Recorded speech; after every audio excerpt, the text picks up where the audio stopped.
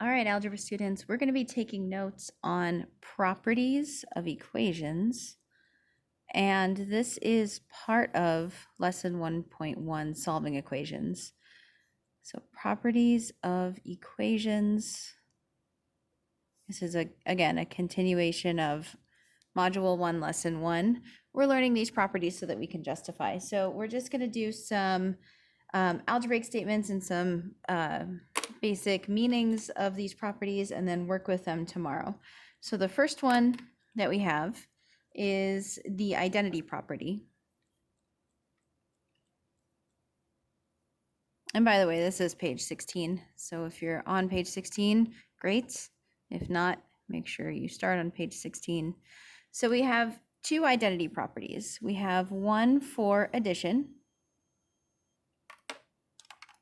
So we have our identity property of addition. And this states that 0 added to any number equals that number.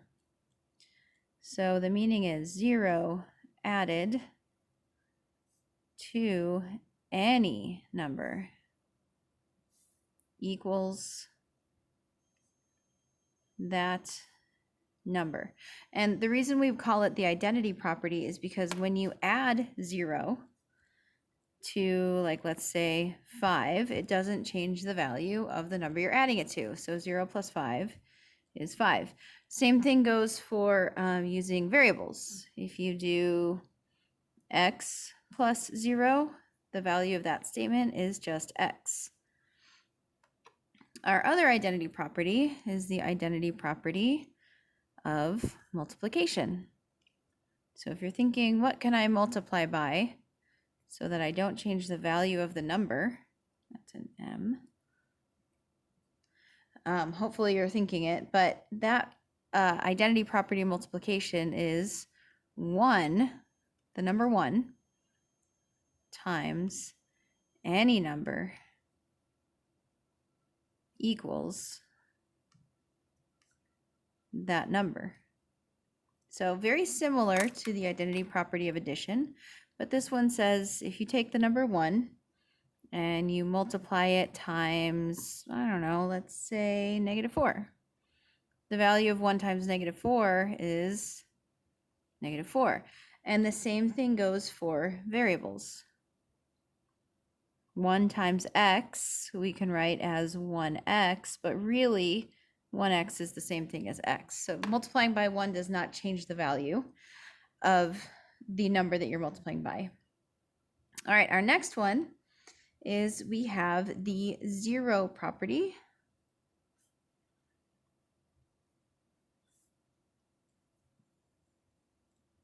And we've got a 0 property of multiplication.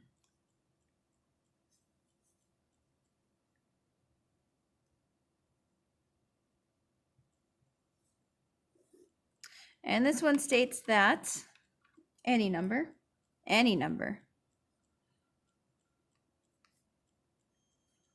times 0 equals 0. So you can take the biggest number you can think of, multiply it times 0, and you get 0. Now, this also works with, so let's do a, what if we take 11 times 0, you get 0. It works with variables. X times 0 equals 0. But it also works with distributive property. So if you have 0 times x plus y, doesn't matter what x equals, doesn't matter what y equals, when you multiply that, you're going to get 0. Okay, next one we have our commutative properties.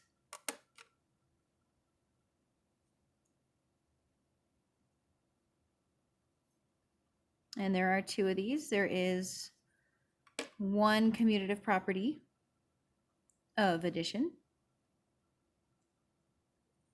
and a commutative property of multiplication.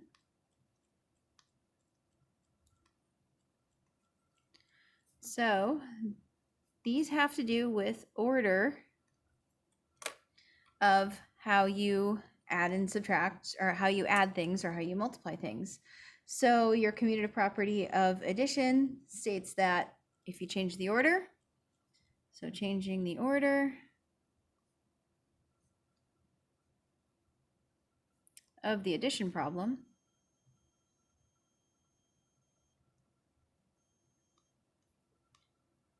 it does not change the answer or the outcome or the solution. And we've seen this before.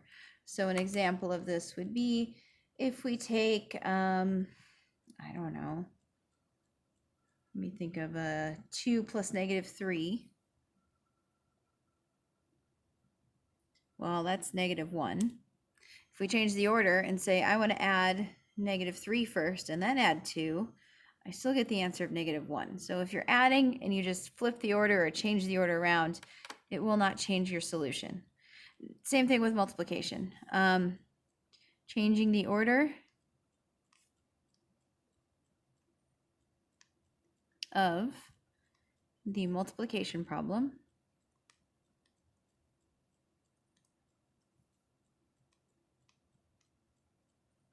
does not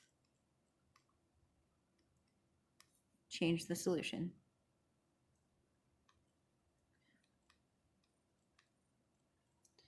Okay, and by the way, this also works with variables. If I say I want to multiply x times y times z,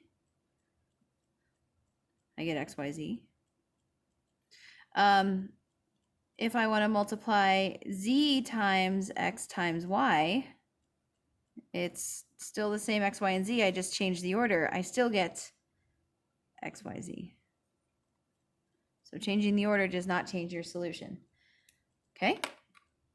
Next one, we have associative property. And again, we have 2 of those.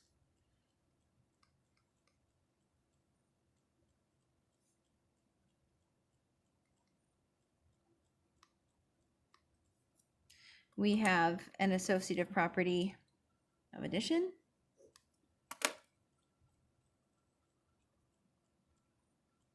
and an associative property of multiplication. And hopefully these look familiar to you. You should have been learning these, in grade school, starting in 2nd grade, I believe. So your associative property, grouping your addition differently doesn't change the solution. So this has to do with grouping, who you associate with. Grouping the addition differently does not change the solution. And so one example of this is if I do, I don't know, let's say I want to go -29 plus 3 grouped together and then plus 7. Well, I could group -29 and 3 together first, and that would be -26, and then add the 7 after that. -26 plus 7 is -19. It's the same thing if I group the 3 and the 7 together. What if I go -29, but I want to add the 3 and the 7 together first? It's not going to change the outcome, even though it looks a little different as I'm doing the addition. So 3 plus 7 would be 10. If I do -29 plus 10, I still get -19. So changing that grouping with addition does not change the outcome or the solution. Okay, same thing with multiplication. Changing your grouping for multiplication does not change the solution. So changing the grouping of the multiplication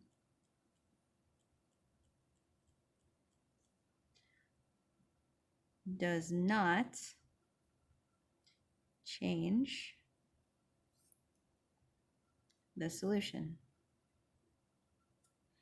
So an example of that, if we want to go, let's say I want to go 11 times 2 and then multiply that times 4. Well, I get 22 here, and then 22 times 4 is 88. It's the same thing if I do 11, but I want to do the 2 times 4 multiplication first. So if I group 2 times 4, I'll still get 2 times 4 is 8, and 11 times 8, I still get 88. So changing that grouping does not change the solution. Okay, all right. So, sorry if I bottom of the page got cut off. We've got 3 properties left. So I'm going to turn the page to page 17. We're almost done here. All right, so this is properties again. All right, so our next property is distributive property. We'll save that for tomorrow. You guys know how to distribute. All right, and then we've got 2 inverse properties. And these are super important for solving equations. Again, we have an inverse property of addition.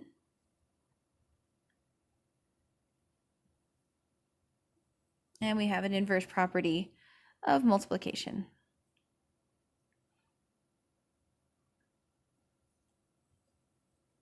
Okay, my inverse property of addition just means a number plus its opposite always equals 0. So a number plus its opposite always equals 0. Okay, so hopefully we remember opposite numbers. So if I have, for example, 1, its opposite is just that same number but -1. Okay, if I have -5, its opposite is still 5, but it's going to be opposite sign. Opposite sign of negative is positive. Same thing with variables. If I have the variable x, its opposite is simply -x. And if I add all of these together, 1 plus -1 equals 0. -5 plus 5 equals 0. And it works with variables as well. X plus -x equals 0. So it doesn't matter if I'm adding a number or a variable, which is the same thing as a number, just in variable form. I will always get 0 if I add its opposite. Now, the multiplication inverse property says if I multiply any number, so any number, oh, my pen's going. Let me switch colors. So any number times, not its opposite this time, but its reciprocal. And we saw this as we were going through our plans. Any number times its reciprocal is equal to, and we don't want 0 this time, is equal to 1. Okay, so some examples of numbers in the reciprocals. If I have 3, its reciprocal is 1/3. If I have x, this works for variables as well, its reciprocal is 1/x. If I have a negative number, now here you have to be careful, like let's say I have -4. Its reciprocal is also negative, just -1/4. And if I start with a fraction, like let's say I start with, I don't know, -2/5. Its reciprocal is still negative, but we just flipped the fraction. Its reciprocal is -5/2. Now, if you multiply all of these, 3 times 1/3, you get 1, because you get 3 times 1 is 3, divided by 3 is 1. X times 1/x, you get x/x. If you multiply that out, that's equal to 1. -4 times -1/4 gives you -4/-4. That's equal to +1. And same thing here.